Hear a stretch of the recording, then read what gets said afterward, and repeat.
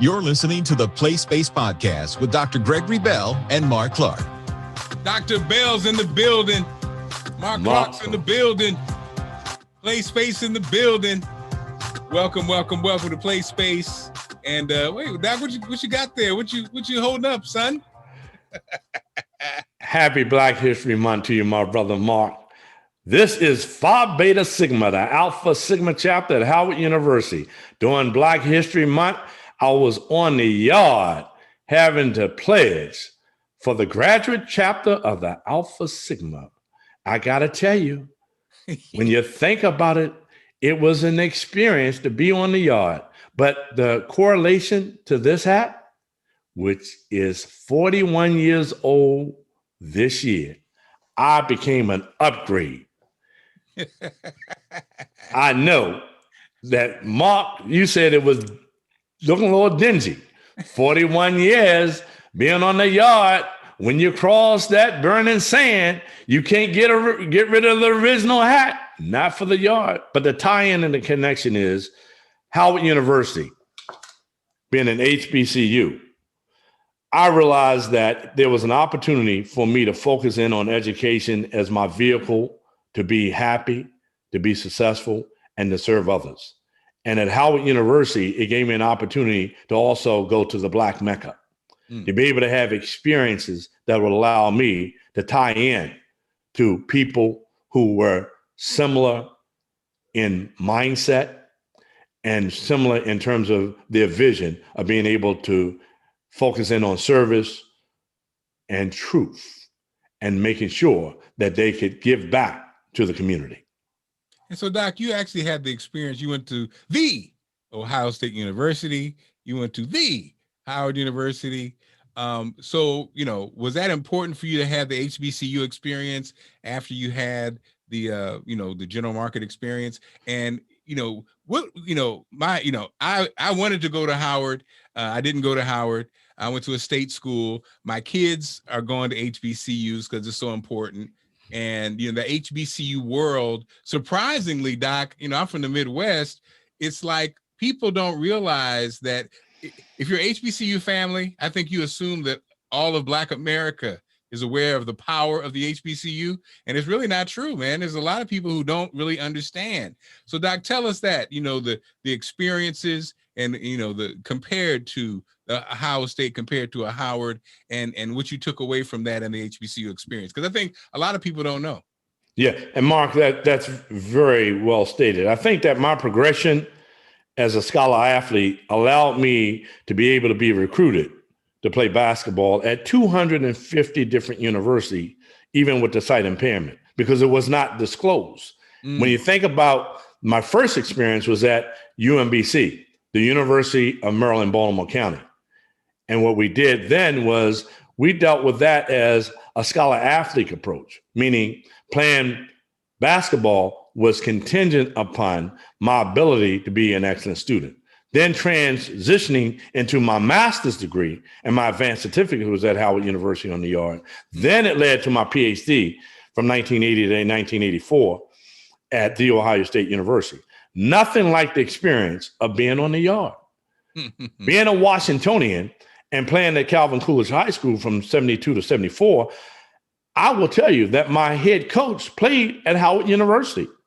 As I began to think about that experience, what it taught me was we used to practice at Calvin Coolidge High School as a varsity player. We used to practice on the weekends at Howard University because of the alumni connection of my coach, Coach Frank Williams. And as I began to think about that, we were influenced by our parents, our family members. And you know that when you think about people in your community, there's no greater influence for an athlete than to have a head coach who could really make that kind of impact on you in terms of, as we're practicing, having the memories of him playing at Howard University and being able to matriculate to the point where he could have played for the NBA.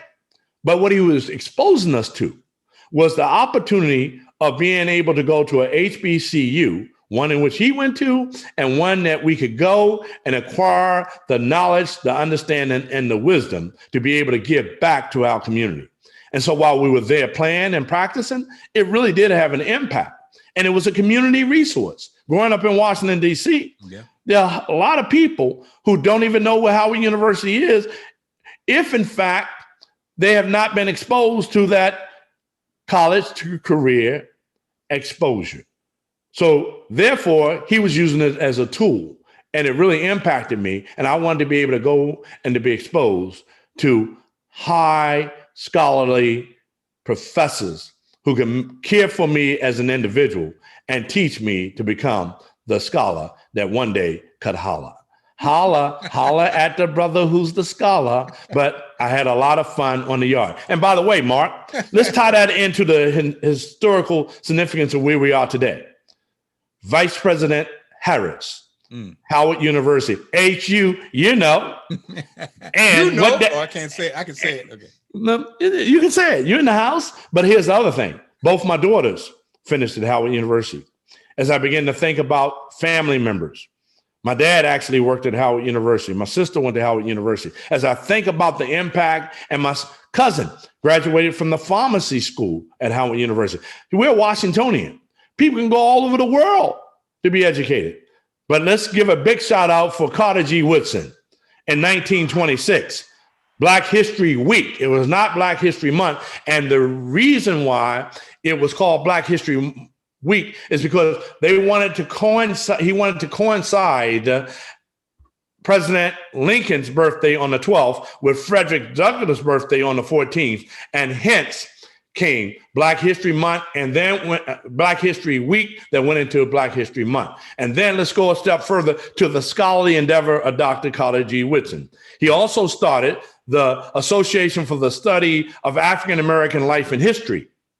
And he began to think about that. Remember, this is early 1900s. Wow. As you think about that, he also went a step further, because sometimes we think about the stereotype of African Americans only being able to wanting to verbalize and talk. Well, he also created the Journal of Negro History.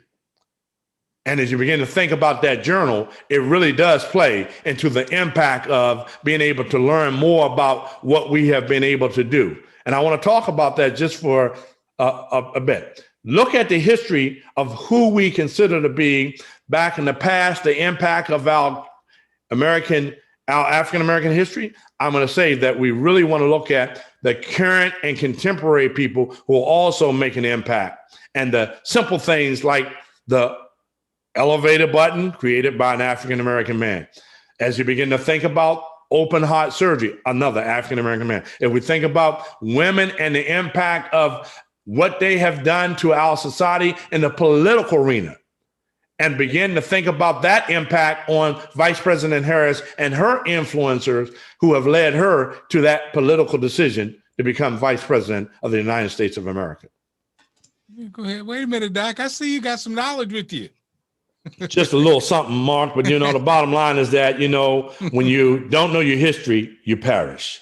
Man. And so, Doc, we want to tie that into self-worth. Again, this COVID really has been, to me, a chance to reset on so many different levels. But I think it really has made us look at each other and look at yourself, time with self. And, speaking of the Black history and speaking of our journey, the system has done a great job of tearing people down. It does a great job of tearing people down. And so the self-worth becomes a real issue. Speak on that a bit, self-worth, and also your personal value. And then I want to hop in and talk about perceived value in this new world. So absolutely, Mark. So when I begin to think about self, I think about self and then others. And I think we talk about racism in America. The concept that I want to share with you is really about expectationism. And that is when you begin to think about who you are, it really comes from the information that you're being fed and exposed to by human beings in your life that are internal and those that are external. So I think that when you begin to think about your self-worth, it really comes down to messaging. What are the voices that you hear about who you are? See, if you define you, then who are you? The bottom line is that your definition of who you are comes from different vantage points. It's not just in your home.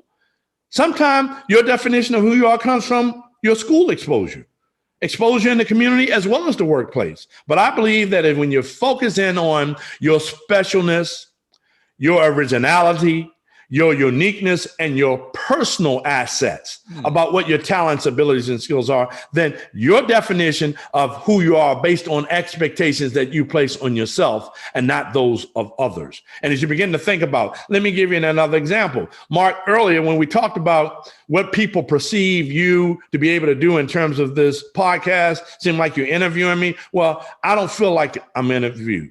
I feel like I'm connecting with you. I feel like our vision of being able to have a voice is real important. So our personal value is really dependent on being able to share a voice, because we know that your special value is determined by who you are and how you define who you are. My personal value came from my parents, who influenced me to believe that I could achieve, that I could be and do anything I want. But it really had to do with my attitude, my behavior, and my level of confidence. Not my disclosure about my disability, but my expectation about how I wanted to elevate.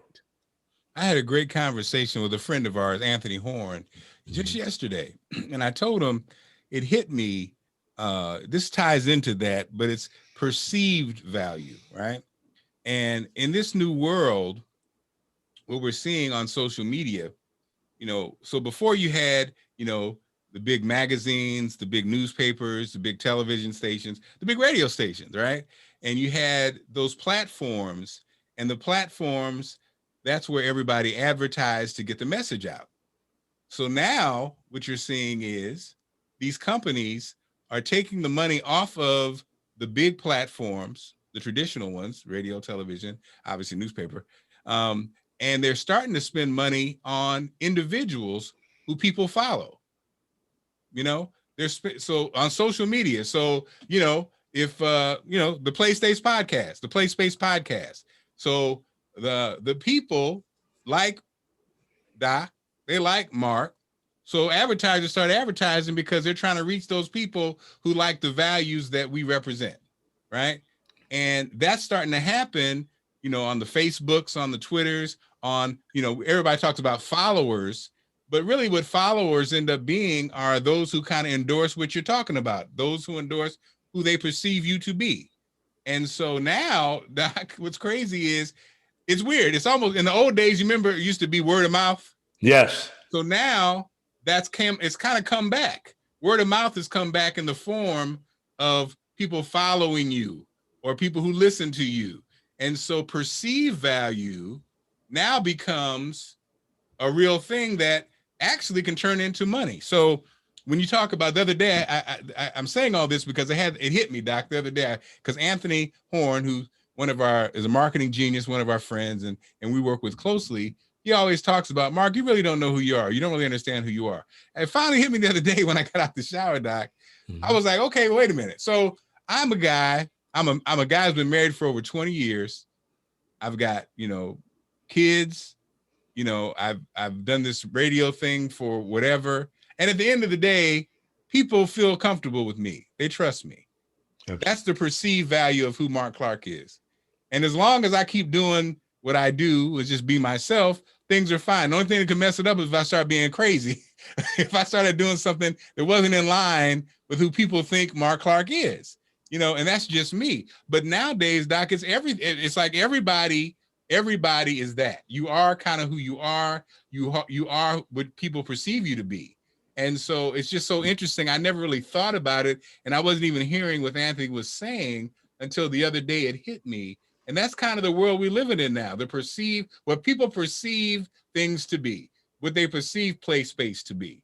And so, like you said, Doc, first understanding who you are. So it goes back to self-worth and personal value, understanding who you are and being proud of it and having character and having a belief in who you are. And then that then turns into what people think you are, your perceived value. And so it's so interesting, I think, and that's the kind of stuff when we talk about with play space and people say, what exactly is play space? What are you guys going to be talking about? We're going to be talking about everything from, like we did today, from Black History Month to self-worth to education. And I think why? Because that's kind of like who we are. That's the kind of conversations we have when we're chopping it up or we're sitting around, or I call Doc and say, well, what's going on? What do you think about this? And I think that people are up for it. I think people are looking for that.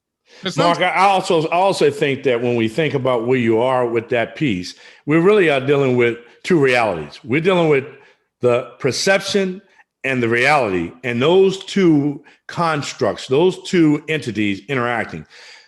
If I live my life thinking about and operating on the level of what somebody else thinks about me, I'm going to be chasing the person that I'll never, ever find. Exactly. But another exciting episode. Like I said, we got new episodes every Monday and Friday on our websites. Doc, what's your website? PursueExcellent.com. PursueExcellent.com.